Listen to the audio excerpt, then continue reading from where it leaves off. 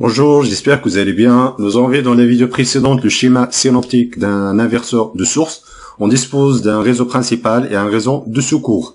Donc l'objectif du système de l'automate, c'est de basculer vers le réseau de secours en cas de coupure d'alimentation. On va passer maintenant à la description détaillée de l'architecture matérielle à base de la carte Arduino. Concernant les entrées-sorties de la carte, on dispose de 3 entrées. Donc, il y a l'interrupteur des parts cycles. Il y a le prince actif et le secondaire actif, ce sont deux capteurs de tension qui vont nous permettre de savoir la présence ou l'absence des réseaux. Donc ici, on dispose de 4 sorties qui sont branchées entre le D4 et le D6. Donc ici, il y a l'activation du réseau principal ou bien le réseau secondaire. Donc on a la sortie PSEC.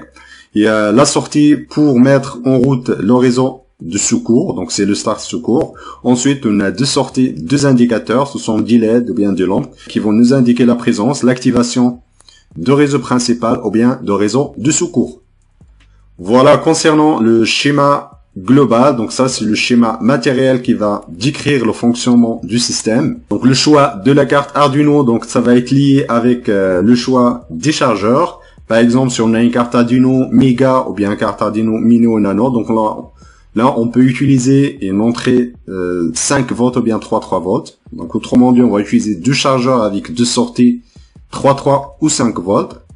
Si on a une carte Arduino Duo, donc là, il faut s'assurer que la tension prince actif ou bien le secours actif soit inférieure ou égale 3,3 volts. Donc ça, c'est cette partie, c'est la partie détection. Donc là, on a le modèle de réseau principal ici. Donc, c'est juste une source d'alimentation qui est le secteur.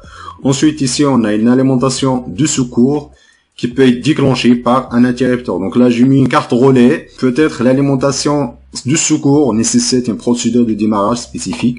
Donc là, on a juste un signal, mais le principe, c'est identique. Donc là, les 2 chargeurs sont branchés dans le A0 et le A1.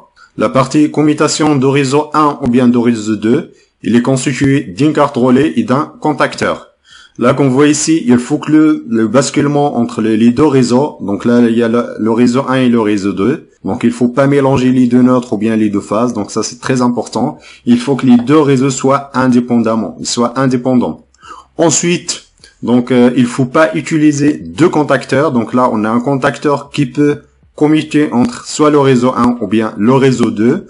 On a le réseau 1, c'est le secteur, c'est le réseau par défaut. Autrement dit, même c'est le signal PC qui égale à 0. On a ici la carte relais, l'interrupteur ici est ouvert. Autrement dit, par défaut, on va commuter le réseau 1. Voilà, donc même en cas de défaillance de la carte Arduino, par défaut, le réseau commuté vers la charge, c'est le réseau 1. Ensuite, en cas de défaillance, en cas de coupure de l'alimentation, ici, en cas de coupure de l'alimentation principale, ici, on va avoir une tension qui tend vers 0. Ensuite, on verra dans la partie programme comment définir le seuil de détection, soit de réseau 1 ou bien de réseau 2. Donc nous, on va considérer en cas d'absence d'alimentation 2. Ici, on va avoir une tension. On va activer les sorties start et les sorties P secondaires. Donc il suffit de mettre, donc là, on a le signal, celui-là, lorsqu'on va mettre le signal P qui égale à 1.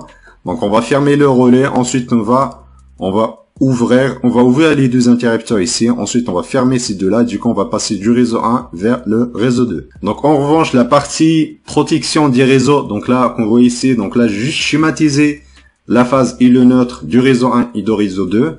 Mais automatiquement, il doit y avoir une partie de protection en cas de court-circuit. Également, en cas de surcharge, soit du réseau 1 ou bien de réseau 2. On va passer maintenant à la description de l'automate. Donc n'hésitez pas de revoir la vidéo pour plus de détails concernant le fonctionnement. Donc là, concernant le graph set, donc il est constitué de 4 étapes. Donc l'étape initiale, toutes les sorties sont dans l'état basse. Donc on a les indicateurs P et le S sont dans l'état basse. On a l'activation de réseau principal ou bien de réseau de secours, etc. Donc là, dès l'activation de l'interrupteur des parts cycles, dès qu'on appuie sur l'interrupteur des parts cycles, donc là, on va activer le réseau principal par défaut. Parce que il faut toujours vérifier la présence du réseau principal en priorité avant de passer vers le réseau de secours. Donc là, on va activer le réseau principal. Ensuite, on va maintenir les 3 sorties dans l'état basse.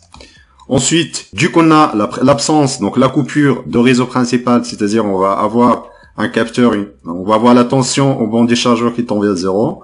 Ensuite, on a la présence de réseau de secours. Donc ça, c'est très important. Il faut qu'il y ait les deux conditions parce que il se peut qu'on a une coupure d'alimentation principale. En revanche, l'alimentation secondaire, il n'est plus disponible. Autrement dit, on a un pack batterie qui est déchargé, etc. Donc là, avant d'entraîner le basculement vers le réseau de secours, il faut s'assurer que le réseau de secours, il est bien là. Donc là, il faut que les deux conditions.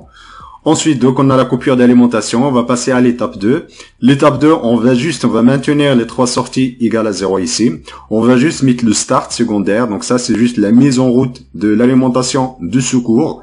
Donc ça, c'est la première étape. Autrement dit, on va juste démarrer l'alimentation principale. En revanche, la partie commutation, il est encore dans le réseau principal. Donc là, on n'a pas encore commuté le réseau vers le réseau de secours. Donc là, pourquoi? Parce qu'il peut y avoir des micro-coupures. Dans ce cas-là, on ne doit pas basculer directement dans le réseau de secours. Donc, il faut attendre la fin de micro-coupures pour ramener l'alimentation principale. Ensuite, on va revérifier la présence du réseau principal. Dans le cas échéant, c'est-à-dire, donc, on a un réseau principal qui est inactif, c'est-à-dire, on a une vraie coupure d'alimentation.